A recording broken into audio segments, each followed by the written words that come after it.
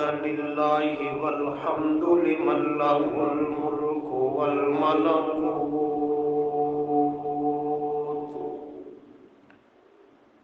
نصلي ونسلم على النبي الحبيب الحسيب الأوود نشهد أن لا إله إلا الله وحده منفردا متكبرا بالجبروت ثم نشهد أن سيدنا وسندنا وإمامنا ومرشدنا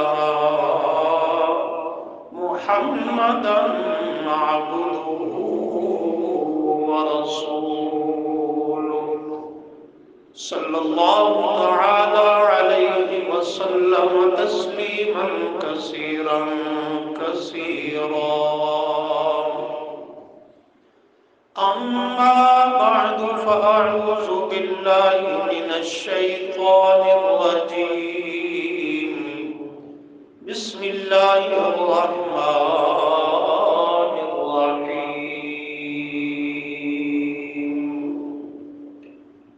وأذن في الناس بالحج يأتوك رجالا وعلى كل ضامر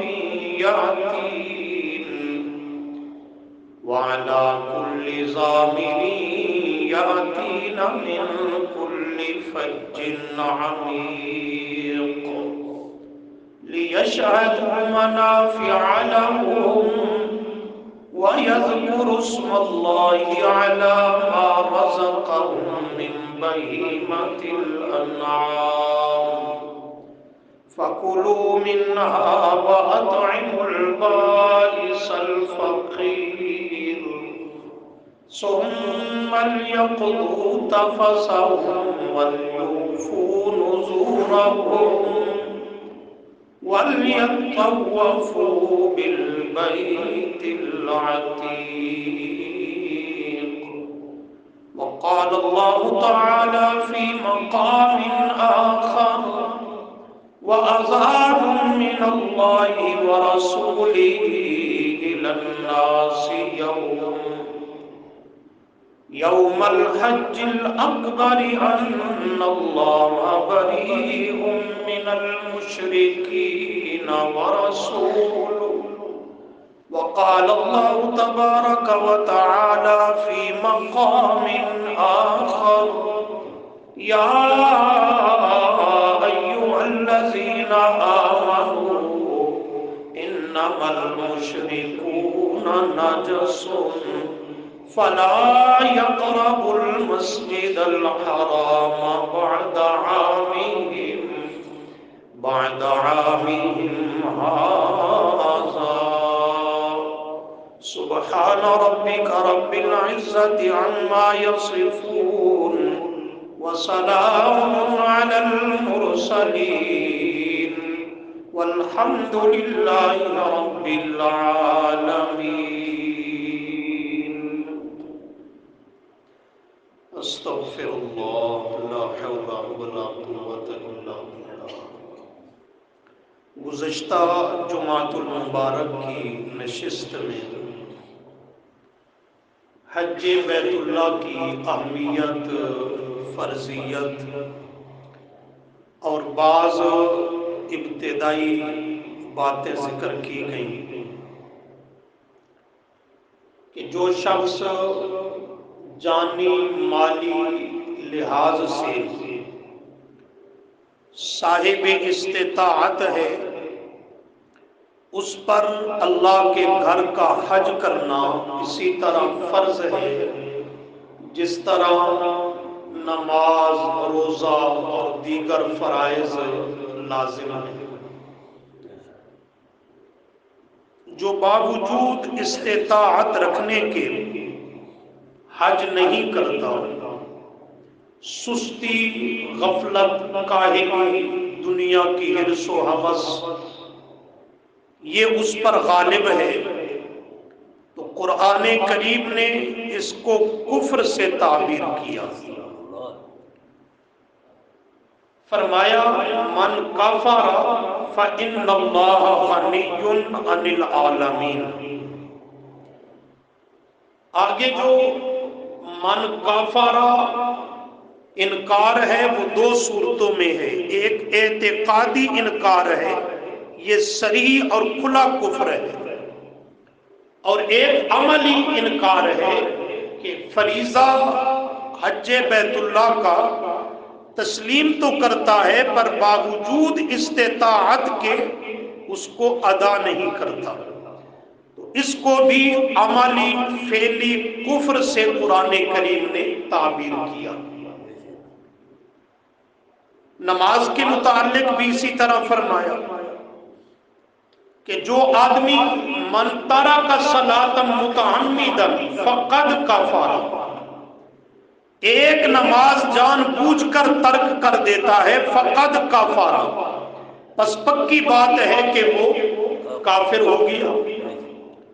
دوسری حدیث میں بھی یہی مضمون ہے کہ الفرق بین العبد والکفر، مومن اور کافر بندے کے درمیان فرق اور حد فاصل ترک الصلاۃ، نماز کا ترک کرنا ہے، تو یہاں بھی نماز کے ترک کو کفر سے تعبیر کیا۔ تو یہاں بھی بحث یہی ہے کہ انکار یہ دو صورتوں پر ہے، ایک اعتقادی انکار ہے جو صریح کفر ہے کہ کوئی آدمی نماز کو نماز ہی نہیں سمجھتا، اس فریضے کا سرے سے انکاری ہے، تو یہ کھلے کفر میں مبتلا ہو جائے گا۔ اور اگر اس فریضے کو فریضہ تو سمجھتا ہے لیکن عملی طور پر اس کے ادا کرنے سے وہ تارک ہے، تو یہ کھلا کافر نہیں لیکن کافرانہ فعل ہے، عمل اور کرتوت اس کا کافرانہ ہے۔ اسی طرح حج کے متعلق بھی فرمایا من کفر فإن اللہ غنی عن العالمین، کہ اللہ کے گھر بیت اللہ کا حج کرنا یہ صاحب استطاعت پر فرض ہے۔ اس پر بعض مبادیات ذکر کی جا چکی ہیں کہ حج یہ عین عبادت ہے اور یہ بیت اللہ کے ساتھ خاص ہے کہ اللہ کے اس مقدس گھر کا حج کیا جائے۔ یہ بیت اللہ خانہ کعبہ سب سے اول مورخین اور مفسرین کے قول کے مطابق فرشتوں سے اللہ نے اسے تعمیر کیا کرایا، فرشتوں نے اسے تعمیر کیا۔ پھر کچھ عرصے اور وقت کے بعد جب انسان دنیا میں آباد ہونے لگا تو اللہ نے دوسری مرتبہ اس کی تعمیر از سر نو حضرت آدم علیہ السلام سے کروائی۔ پھر یہ آدم کی تعمیر کردہ یہ عمارت، یہ کمرہ اللہ کے گھر کا قائم و دائم رہا۔ پھر حضرت نوح کے زمانہ میں طوفان نوح کی وجہ سے یہ منہدم ہو گیا، گر گیا۔ اس طرح کے اس کی بنیادیں بھی نظر نہیں آتی تھی، اس قدر یہ طوفان نوح کی وجہ سے بے نام و نشان ہونے لگا۔ اور پھر کچھ عرصے کے بعد حضرت ابراہیم علیہ السلام کا زمانہ ہے، حضرت ابراہیم کا، تو اللہ نے حکم دیا حضرت ابراہیم اور حضرت اسماعیل دونوں باپ بیٹا بھی ہیں، حضرت ابراہیم پیغمبر ہے اور اسماعیل یہ کچھ وقت کے بعد پیغمبر بننے والا ہے۔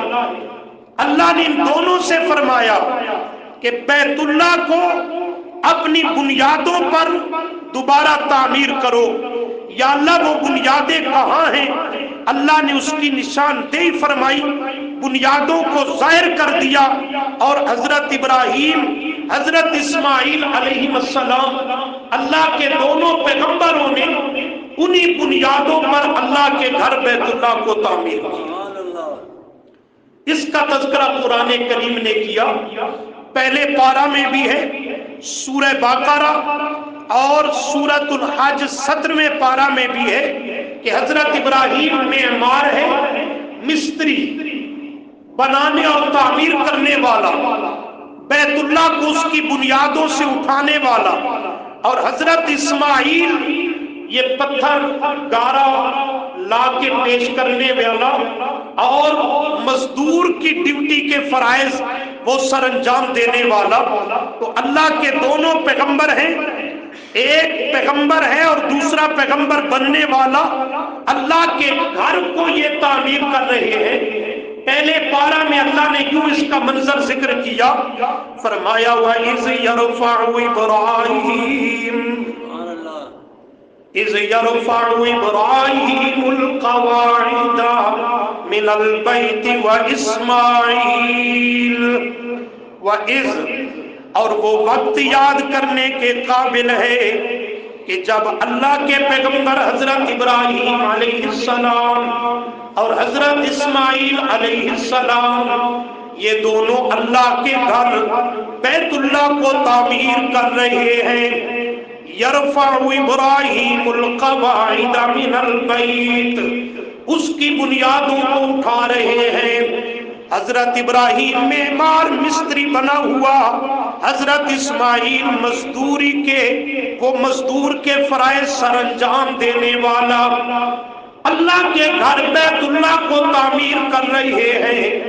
چلتے چلتے مفسرین فرماتے ہیں کہ جب اللہ کے گھر کو تعمیر کر رہے تھے، یہ اللہ کے گھر کا تعمیر کرنا یہ اللہ کی عبادت ہے۔ اللہ کی کیا ہے؟ عبادت ہے۔ حضرت ابراہیم علیہ السلام نے فرمایا بیٹے اسماعیل، ہم اللہ کے عین عبادت کی حالت میں ہیں، اور عبادت کی حالت میں اللہ کریم سے جو دعا مانگی جائے وہ اللہ ضرور قبول فرماتا ہے۔ لہذا پتھر اپنی جگہ پہ رکھ دو، گارا مٹی اپنی جگہ پہ چھوڑ دو، او اللہ کے حضور مل کر کے ایک دعا مانگنا چاہتے ہیں۔ عبادت کی دورانیہ میں، عبادت کی حالت میں جو اللہ سے دعا مانگی جائے وہ رد۔ آج تو کون جھگڑتی اور لڑتی ہے؟ نماز عبادت سے فارغ ہو کر دعا کیوں نہیں؟ دعا ہے، نماز کے بعد دعا ہے، ضرور دعا مانگیں، ہاتھ اٹھا کر مانگیں، 2 گھنٹے کی لمبی دعا مانگیں، لیکن اجتماعی نہیں، انفرادی۔ اجتماعی، جہاں اجتماعی ثابت ہے وہاں اجتماعی مانگنی ہوگی، جہاں اجتماعی ثابت نہیں اپنی طرف سے کھڑے گا، یہی شریعت میں اضافہ اور بدعت بنے گی۔ نماز کے بعد دعا ضروری ہے، دعا ضروری ہے، گھنٹوں دعائیں مانگا کرو، خوب زاری سے مانگا کرو، گڑ گڑا کے دعائیں مانگا کرو، لیکن اپنی اپنی دعا، انفرادی دعا گھنٹوں مانگتے رہو، لیکن فرض نماز کے بعد پنجگانہ نمازوں میں سے کوئی نماز ہو، نماز جمعہ ہو، عیدین کی نمازوں میں سے کوئی نماز ہو، اجتماعی دعا نماز کے بعد میرے محبوب صلی اللہ علیہ وسلم سے ثابت، صحابہ کرام رضی اللہ عنہم میں سے کسی صحابی سے ثابت نہیں۔ اہل سنت کے چاروں فقہا، ائمہ مجتہدین، ان میں سے کسی بزرگ سے ثابت نہیں۔ جہاں ثابت نہیں اپنی طرف سے کھڑے گا وہی بدعت اور اضافہ ہوگا، اس کے گھڑنے کی اجازت نہیں ہے۔ نبی علیہ السلام کا بھی یہی طرز طریق ہے، آپ سجدوں میں دعائیں مانگتے ہیں، سجدوں کے درمیان دعائیں مانگتے ہیں، قوما کی حالت میں رکوع سے سر اٹھا کر کے سمی اللہ لمن حمیدہ، ربنا لک الحمد یا ربنا ولک الحمد، یہ کہہ کر کے آپ دعائیں مانگتے ہیں، عین اللہ کی عبادت کی حالت میں سجدہ طویل کرتے ہیں، تسبیحات کے ساتھ ساتھ دعاؤں میں مشغول ہوتے ہیں، دو سجدوں کے درمیان بیٹھ کر جسے جلسہ کہا جاتا ہے، آپ لمبی اور طویل دعائیں مانگتے ہیں۔ آخری تحیات کے اندر درود شریف کے بعد ہم نے تو ایک ہی دعا یاد کر رکھی ہے نا، ربی جعلنی مقیم الصلاۃ۔ آپ کئی ایک دعائیں مانگتے ہیں، صرف ایک پر اکتفا نہیں کرتے، آپ بھی امت کو یہی تعلیم دینا چاہتے ہیں جتنی دعا عبادت کی حالت میں اللہ کے ہاں جلدی قبول ہوتی ہے، اتنی عبادت سے فارغ ہو کر کے نہیں ہوا کرتی۔ حضرت ابراہیم دعا مانگتے ہیں، حضرت اسماعیل بھی دعا مانگتے ہیں۔ دعا کیا مانگتے ہیں؟ ربنا تقبل منا انک انت جاگ رہے ہو؟ سمجھو مانے کو کیا کہتے ہیں؟ ربنا، اے ہمارے رب، ربنا جمع متکلم، اے ہمارے پروردگار، اے ہمارے داتا و دستگیر، اے ہمارے لجپال، اے ہمارے داتا و مشکل کشا، انا تاکید کا، کاف ضمیر خطاب کی تاکید کے لیے، انت ضمیر فصل کی حصر کے لیے، انا کا انتا بے شک تو ہی تو ہے، السمیع سننے والا، دعاؤں پکاروں کو سننے والا، العلیم ہمارے ظاہر باطن کے حال کو جاننے والا۔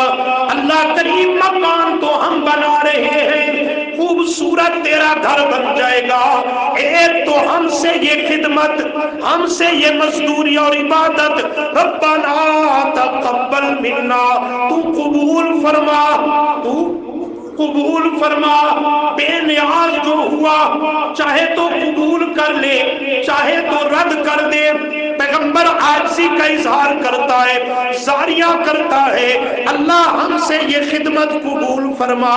اور دعا کا دوسرا مضمون یہ ہے، اللہ مکان تو ہم نے بنا دیا، لیکن مکان بغیر مکینوں کے اچھے لگتے نہیں ہے، اسے آباد کرنے کے لیے محمد تو بھیج دے صلی اللہ علیہ وسلم۔ ربنا وابعث فیہم رسولا منہم یتلو علیہم آیاتک ویعلمہم الکتاب والحکمہ ویزکیہم۔ اے اللہ یہ گھر اور مکان تو ہم نے بنا دیا، اس کا سچا مکین اور وارث امام الانبیاء صلی اللہ علیہ وسلم آپ بھیج دیجئے، مبعوث فرما دیجئے۔ وہ آ کر کیا کرے گا؟ فرمایا 4 کام کرے گا۔ کتنے کام؟ کتنے؟ پہلا، یتلو علیہم آیاتک، وہ پڑھے گا آپ کی آیات، نہ کہ روایات، نہ کوئی حکایات۔ روایتیں ہی کہتے نہیں، قصے کہانیاں نہیں، بابے کے ملفوظات نہیں، آیات تیری کتاب کی آیتیں پڑھ پڑھ کر کے سنائے، لوگوں کے سامنے بیان کرے، وَيُعَلِّمُهُمُ الْكِتَابِ، اور تیری کتاب کی تعلیم بھی کروائے۔ تیری کتاب کی، بابے کی کتاب کی نہیں، تیری نازل کردہ کتاب کی وہ تعلیم بھی کروائے، والحکمہ اپنی سنت کی تعلیم بھی دینے والا ہو، وَيُزَكِّيهِمْ اور لوگوں کے باطن کو قرآن و سنت کی تعلیمات کے ذریعے تزکیہ نفس یعنی پاک کرنے والا بھی ہو۔ حضرت ابراہیم علیہ السلام یہ دعائیں مانگتے ہیں، یہ زاریہ کرتے ہیں۔ اللہ کریم نے فرمایا میرے ابراہیم تیری محنت بھی قبول، تیری خدمت بھی قبول، تیری دعا اور زاری بھی قبول، لیکن میں اللہ کریم تیرے سے ایک ایک عہد لیتا ہوں، عہدنا الی ابراہیم و اسماعیل، اللہ فرماتے ہیں ہم نے عہد لیا حضرت ابراہیم سے بھی حضرت اسماعیل سے بھی علیہ السلام۔ یا اللہ کون سا عہد لیا؟ فرمایا ان طہرا بیتی، میرے گھر کو بنا تو دیا، تعمیر تو کر دیا، لیکن اب اس میرے گھر کو پاک رکھنا یہ بھی تمہاری ڈیوٹی میں شامل ہو۔ ان طاہر بیتیا، میرے گھر کو پاک رکھنا ہوگا۔ کیوں؟ فرمایا للطائفین، طواف کرنے والوں کے لیے، طواف کرنے والوں کے لیے، والعاکفین، اعتکاف بیٹھنے والوں کے لیے، میرے گھر کا اعتکاف بیٹھیں گے، میرے گھر کو پاک رکھنا ہوگا۔ اور فرمایا والرکع السجود، رکوع و سجود، اور سورہ حج میں والقائمین، قیام کرنے والے، رکوع کرنے والے، سجدے کرنے والے، مراد تینوں سے نماز ہے۔ نماز پڑھنے والوں کے لیے میرے گھر کو پاک رکھنا ہوگا دو چیزوں سے۔ کتنی چیزوں سے؟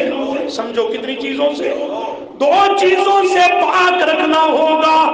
ایک ظاہری گندگی سے پاک، ظاہری گندگی نہ پڑی ہو، میلا کچیلا میرا گھر نہ ہو، اس میں گند کوڑا کرکٹ نہ پڑا ہو، اس کو پاک صاف ستھرا رکھنا ہوگا۔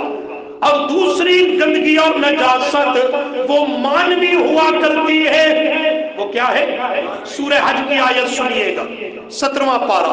فرمایا وَإِذْ بَوَّأْنَا لِإِبْرَاهِيمَ مَكَانَ الْبَيْتِ أَلَّا تُشْرِكْ بِهِ شَيْئًا، أَلَّا تُشْرِكْ بِهِ شَيْئًا وَطَهِّرْ بَيْتِيَ لِلطَّائِفِينَ وَالْقَائِمِينَ وَالرُّكَّعِ السُّجُودِ۔ فرمایا میرے پیغمبر، یہ میری توحید کا مرکز، یہ میری عبادت کا مرکز، یہ اہل ایمان کا قبلہ بننے والا، اس کے اندر آ کر کے لوگ اعتکاف بیٹھیں گے، طواف اس گھر کا کریں گے، کوئی قیام میں کھڑا ہوگا، کوئی رکوع میں ہوگا، کوئی سجدے میں پڑا ہوگا، میری عبادت کریں گے، میرے اس گھر کو ظاہری گندگی سے بھی بولو تو پاک رکھنا ہے، اور مانوی گندگی سے، نجاست اور غلاظت سے بھی اسے پاک رکھنا ہوگا۔ وہ کون سی گندگی ہے؟ فرمایا وہ شرک والی گندگی۔ وہ کون سی گندگی ہے؟ شرک والی گندگی، شرک والی نجاست۔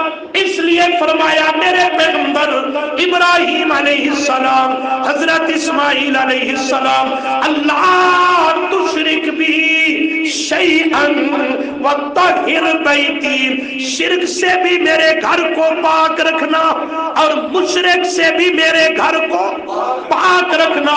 میرا گھر ہو، بنانے والا رب کا خلیل پیغمبر ہو، اللہ کی توحید کا مرکز ہو، موحدین کے لیے اللہ کی عبادت کا وہ پڑ اور میدان ہو، وہاں شرک کی گنجائش نہیں۔ اس لیے میرے پیغمبر ابراہیم یہاں غیر اللہ کی پوجا نہ ہو، غیر اللہ کا سجدہ نہ ہو، غیر اللہ کی سر و پکار نہ ہو، غیر اللہ کے نام کی نظر و نیاز اور منت منوتی نہ ہو، غیر اللہ کے نام کی زاریاں نہ ہو، اللہ کی خالص عبادت کی جائے، شرک کی گنجائش نہیں ہے اور مشرک کی بھی گنجائش نہیں۔ شرک سے بھی پاک رکھنا میرے گھر کو، مشرک سے بھی پاک رکھنا میرے گھر کو۔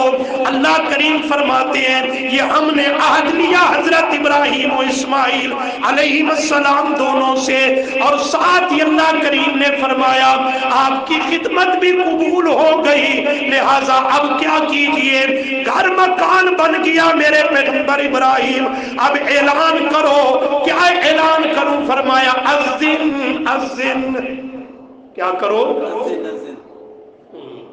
آذان کا معنی ہوتا ہے اعلان، آذان عبادت نماز کے لیے ہے اعلان، اس لیے فرمایا اذن، اذن، اعلان کرو، منادی کرو میرے پیغمبر ابراہیم لوگوں کے لیے، کیا کریں لوگ؟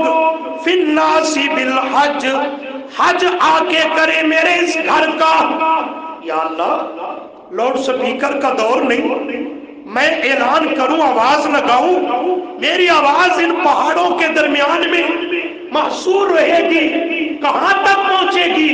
حدیث میں آتا ہے اللہ نے فرمایا میرے ابراہیم خلیل، آواز لگانا آپ کا کام ہے، دنیا کے کونے کونے میں پہنچا دینا میرا کام ہے۔ اذن فی الناس بالحج، اعلان کرو اور آواز لگاؤ۔ حضرت ابراہیم نے آواز لگائی، اے کائنات کے لوگوں، آؤ، اللہ کا گھر تعمیر ہو چکا ہے، اللہ کی عبادت کا مرکز بن چکا ہے، اللہ کے گھر کا حج کرو اور اللہ کی اس فریضہ کو ادا کرو۔ اللہ نے حضرت ابراہیم کی یہ آواز اٹھا کر کے دنیا کے کونے کونے میں پہنچا دی۔ اہل علم حضرات نے ذکر کیا ہے جس کے مقدر میں حج کرنا تھا اسی تک اللہ نے پہنچا دی، اور اس نے اللہ کے سامنے لبیک کہہ کر حاضری کو قبول کر لیا۔ لیکن یہ تاریخی جملہ ہے، جس کے نصیب اور مقدر میں تھی۔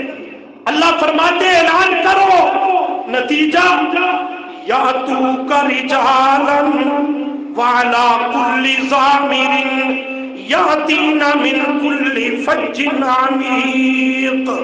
میرے ابراہیم پیغمبر ذرا اعلان کر کے تو دیکھو کہ پیادہ لوگ آئیں گے، پیدل چل کر کے آنے والے، دور دراز کے سفر کر کے آئیں گے، اپنی جان کو مشقت میں ڈال کر کے آئیں گے، اور کئی لوگ علی کل ضامر یاتین من کل فج عمیق، جو انہیں سواریاں میسر ہوں گی ان پہ سوار ہو کر کے آئیں گے، پیدل چل کے آئیں یا سوار ہو کر کے آئیں۔ اللہ کریم فرماتے ہیں لوگ آ کر کے میرے گھر بیت اللہ کا طواف کریں گے، صفا مروہ کی سعی کریں گے، یہاں تلبیے پڑھیں گے، میں اللہ کی توحید کے نعرے بلند کریں گے، میری خالص عبادت کریں گے۔ اللہ کریم فرماتے ہیں کوئی پیدل چل کے آئیں گے، کوئی سواریوں پر سوار ہو کر کے آئیں گے۔ آواز لگاؤ، حضرت ابراہیم علیہ السلام نے آواز لگائی، اعلان کر دیا، اعلان عام۔ اللہ کریم نے حضرت ابراہیم کی آواز کو ایسی قبولیت بخشی، اس دن سے لے کر آج تک اللہ کے گھر کا حج جو سعادت مند کرتے ہیں وہ تو کرتے ہی ہیں، جو گھروں میں بیٹھے ہیں ان کے دل بھی کھچے کھچے رہتے ہیں۔ ایسے ہوتا ہے کہ نہیں ہوتا؟ ہاں، یہ ہے مصابۃ للناس۔ مصابہ کا معنی ہوتا ہے جو پہنچ گئے وہ تو پہنچ گئے، جو نہیں پہنچ سکے وہ بھی پہنچنے کی تڑپ بھی رکھتے ہیں، طلب بھی رکھتے ہیں۔ یہ ہے مصابۃ للناس، لوگوں کی توجہ کا مرکز رب نے بنا دیا۔ فَجْعَلْ أَفْئِدَةً مِنَ النَّاسِ تَهْوِي إِلَيْهِمْ وَارْزُقْهُمْ مِنَ الثَّمَرَاتِ۔ حضرت ابراہیم کی دعاؤں کا ثمرہ آج وہاں نظر آتا ہے کہ لوگوں کی توجہات کا مرکز بھی ہے، وہاں نعمتوں کی فراوانی اور بہتات بھی ہے۔ اللہ کریم نے ایک ایک اپنے پیغمبر کی ادا کو بھی قبول کر دیا، اس کی دعا کو بھی شرف قبولیت سے نوازا۔ یہ سلسلہ چلتا چلا آیا، پھر امام الانبیاء صلی اللہ علیہ وسلم کے زمانے نبوت میں نامی ہجری ہے۔ ہجرت کا کون سا سال؟ تفصیلات کو چھوڑ رہا، نامہ سال حج فرض ہو گیا۔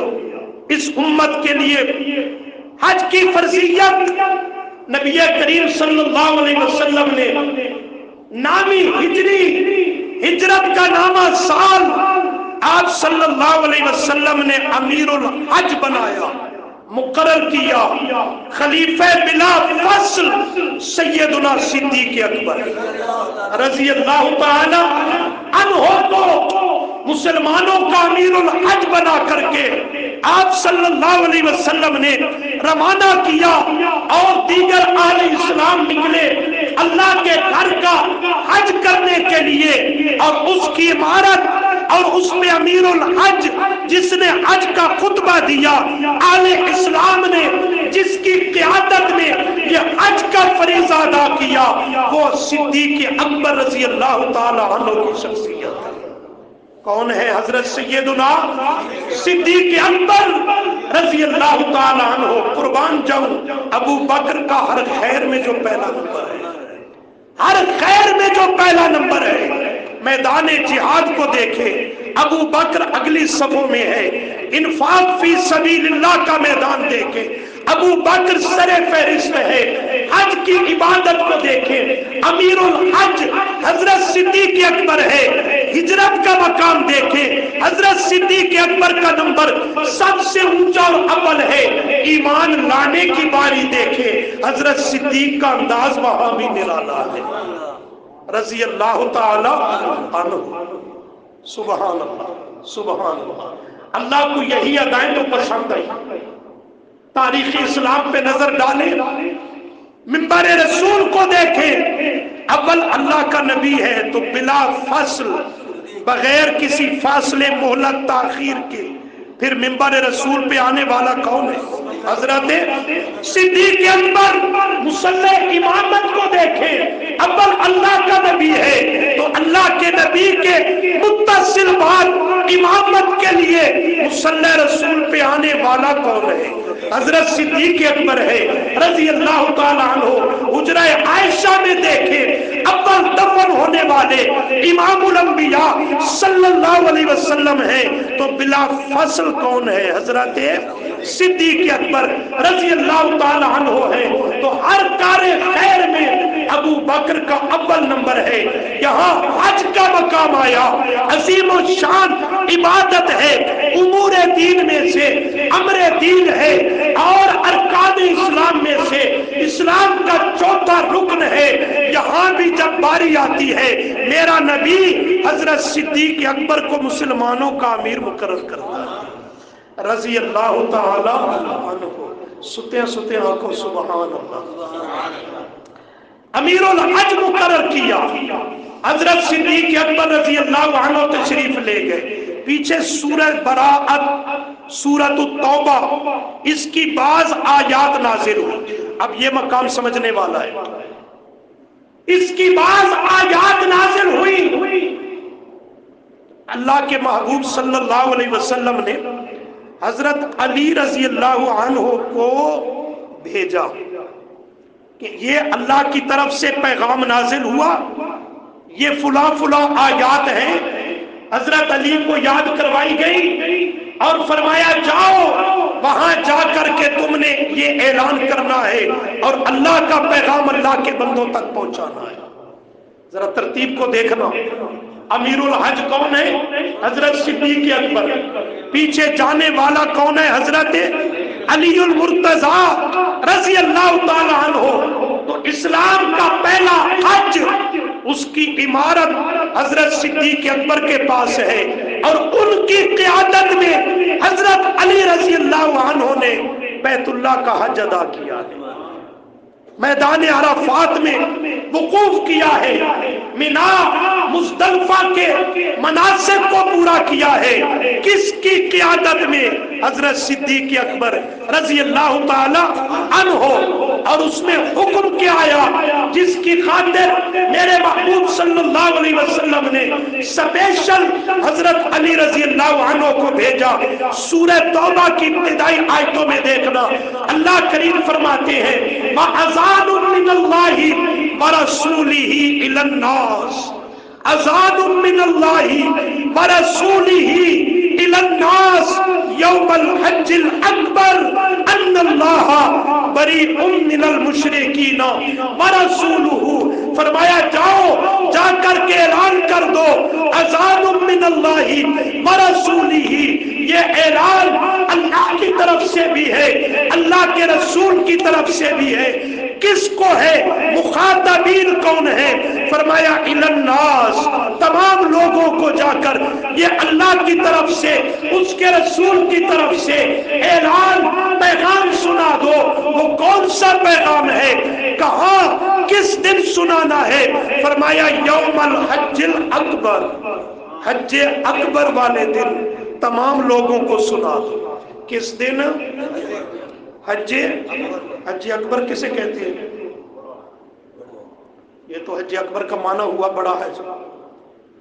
एक अवाम में तसव्वुर पाया जाता है, इसीलिए रुकिया हूं कि अवाम में तसव्वुर ये पाया जाता है कि जिस साल हज जुमा का दिन बन जाए, नामी यौम अरफा, नामी जिलहज्जा का दिन कौन सा आ जाए?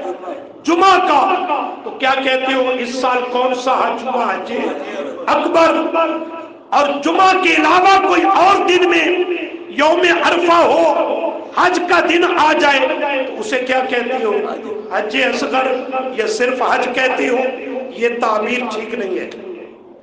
शरीयत की इस्तिलाह में आले अरब के यहाँ ये ज़ाब्ता था कि वो उम्रा को हज असगर कहते थे। उम्रे को क्या कहते थे? क्या है? हज असगर, छोटा हज। अल्लाह ने उसी की रियायत और लिहाज करते हुए जो हज था इसको हज अकबर करार दिया। तो शरीयत की इस्तिलाह में हर उम्रा वो हज असगर है, और हर हज जुम्मा के दिन हो, हफ्ता के दिन हो, इतवार के दिन हो, किसी भी दिन में हो, तो हर हज वो हज अकबर है। हर हज वो हज अकबर है। ये उम्रा के मुकाबला में इस हज को अकबर का खिताब दिया गया। कोई ये ताबीर जो अवाम में है ये दुरुस्त नहीं है। फरमाया हज के दिन जाकर के लोगों के सामने अल्लाह रसूल की तरफ से ऐलान करो। कौन सा ऐलान? अन्नल्लाह बरीउम मिनल मुशरिकीन। अन्नल्लाह, ऐलान सुनो, अन्नल्लाह बरीउम मिनल मुशरिकीन व रसूलुहु, कि अल्लाह करीम भी बरी है, अल्लाह का रसूल भी बरी जिम्मा है। किससे? मिनल मुशरिकीन। किससे? बोलो किससे? मुशरिकों से, शिर्क करने वालों से। अल्लाह करीम भी अलग है, अल्लाह भी बरात का ऐलान करता है, बाइकाट का ऐलान करता है। अल्लाह का रसूल भी इनसे नफरत और बाइकाट का ऐलान करता है कि मुशरिक का अल्लाह रसूल से कोई ताल्लुक नहीं, अल्लाह रसूल का मुशरिक से कोई ताल्लुक नहीं है। ये अल्लाह का भी दुश्मन है, अल्लाह की तौहीद का दुश्मन है, अल्लाह की खालिस इबादत का भी दुश्मन है। अल्लाह के रसूल का मुशरिक दुश्मन है कि नहीं है? अल्लाह के पैगंबर की दावत, आपका मिशन, आपका मकसद बेसद उसका दुश्मन है, अल्लाह के रसूल का दुश्मन है। इसलिए अल्लाह रसूल ने ऐलान करवा दिया, किसकी जुबानी? हजरत अली को भेजकर, हजरत अली को भेजकर। हजरत अली आते हैं हज अकबर के दिन, आकर के लोगों के सामने ऐलान करते हैं, ओ कायनात के मुशरिकों, अल्लाह भी तुमसे बेजार, अल्लाह का रसूल भी तुमसे बेजार। यही सूरत तौबा आगे चलिए, ऐलान की दूसरी शिक ये है, या अय्युहल्लज़ीना आमनू, ऐ ईमान वालो। पहले अल्लाह रसूल की बात थी, अब अल्लाह तुमसे मुखातब है अल्लाह अहले ईमान से। पहले अल्लाह रसूल की बात थी, अल्लाह मुशरिकों से बेजार है। अब फरमाया या अय्युहल्लज़ीना आमनू, ऐ ईमान वालो, खा अरब के रहने वाले हो, अजम के रहने वाले हो, चकमराल के रहने वाले हो, किसी भी दुनिया के कोने और खित्ते में रहने वाले हो, सुनो अहले ईमान, क्या ऐलान है? फरमाया इन्नमल मुशरिकूना नजसुन। सुभान अल्लाह, कैसे खरे अल्फाज है, शाही कलाम है ना, शाहाना अंदाज है, अटल फैसले सुनाता है। ऐ ईमान वालो, इन्नमल मुशरिकूना, पढ़ो, नाजसुन। नाजसुन एक लफ्ज होता है नाजिसुन, زیر کے ساتھ ناجسن، اس کا معنی گندگی، پلیدی، شے کا پلید ہو جانا، نجس اس کے اوپر نجاست کا لگ جانا، یہ ہے صبر کے ساتھ ناجسن، عین گندگی کا ڈھیر، عین نجاست، انما المشرکون ناجسن، انما المشرکون، بے شک مشرک، بے شک مشرک، ناجسن، نری ٹٹی ہے، گندگی ہے، غلاظت ہے، مجسم نجاست ہے، انما المشرکون، کہ مشرک کے سر کے اوپر دو سینگ تو نہیں ہوا کرتے، یہی مشرک ہے، وقت نہیں تفصیل میں جا سکوں، گھوڑے تازیے تابوت کا پجاری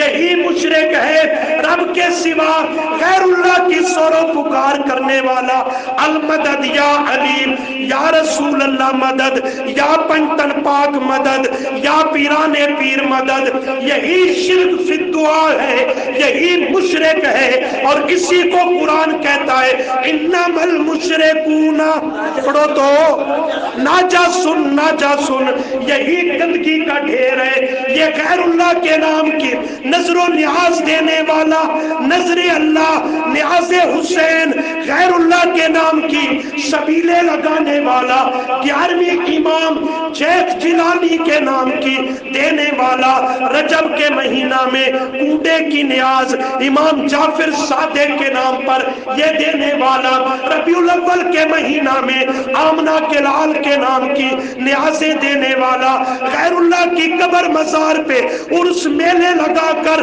وہاں جانور نیاز اور منت کے ذبح کرنے والا، اللہ کی صفتیں اللہ کے پیاروں میں ماننے والا، نبیوں کو، ولیوں کو عالم الغیب سمجھنا، حاضر و ناظر سمجھنا، مشکل کشا، حاجت روا، سمامہ فوقل اسباب کے عقیدے رکھنا، قبروں والوں کے لیے، مردوں کے لیے عادتاً ان کے سما کا عقیدہ، شرک فی السما کا نظریہ، اور اسی طرح اعادہ روح کا عقیدہ، یہی کفر و شرک ہے میرا دوست، یہی کفر و شرک کرنے والا، اللہ فرماتے ہیں ایماندار خبردار رہنا، انما المشرکون، انما المشرکون، شکر کرو چا کمرہ لے چیو جی کوئی نہیں بندہ